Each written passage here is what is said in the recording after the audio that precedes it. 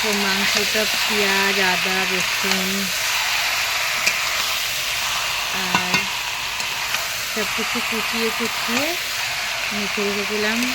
হলুদ নুন জিরের গুঁড়ো ধনের গুঁড়ো কাঁচা লঙ্কা টমেটো দিয়ে আদা রসুন কুচিয়ে মাখিয়ে রেখেছিলাম। এটাকে পেঁয়াজটা ভেজে দিয়ে এটাকে পেঁয়াজ আর কাঁচা লঙ্কা গোটা কাঁচা লঙ্কা ভাজলাম। একটু দারচিনি এটাকে দারচিনি আর তেজপাতা আর তোমার এলাচ দিয়ে ভালো করে ভেজে নিয়ে শুকনো লঙ্কা দিয়ে ফোড়নে দিয়ে দিয়েছি। কালারটা দেখো কি দারুণ কালার এসছে। বেশ খানিকক্ষণ কষিয়ে নেবো বুঝলে।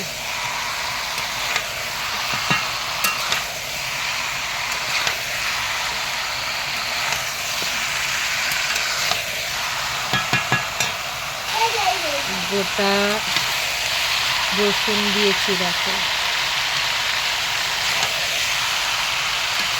বেশ খানিকটা গোটা রসুন দিয়েছি। মাংসটা তেল ছেড়ে গেছে। এবার আমি এই যে কাঁচা আলু দেখো দিয়ে দিলাম। নুনটা একটু বেশি দিতে হবে কারণ এটা কাঁচা আলু, তাই জন্য গোটা আলুটা দিয়ে একটুখানি নেড়ে চেড়ে নেব।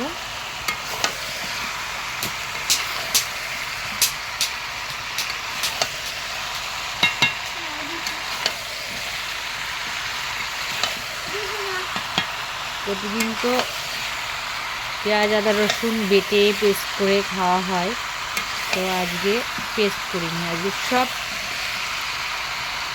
ছোটো আছে কুচানি মেশিনটা, ওটা দিয়ে গ্রেট করে নিয়েছি। সব কুচিয়ে নিয়েছি।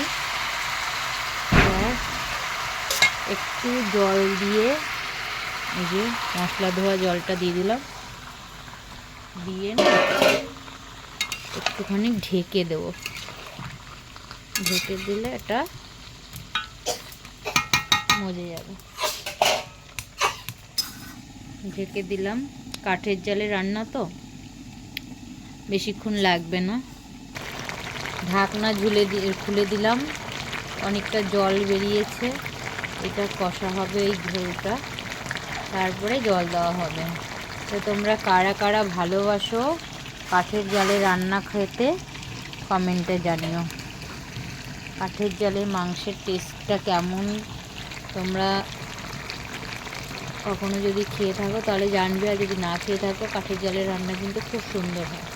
তো টাটা, সবাই ভালো থেকো, সুস্থ থেকো, আনন্দে কাটাও, এই কামনা করবো। ভিডিওটা ভালো লাগলে সবাই লাইক কমেন্ট শেয়ার করো।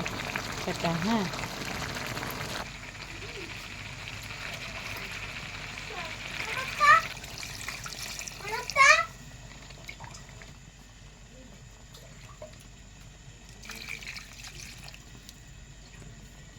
পাতলা ঝোল হবে।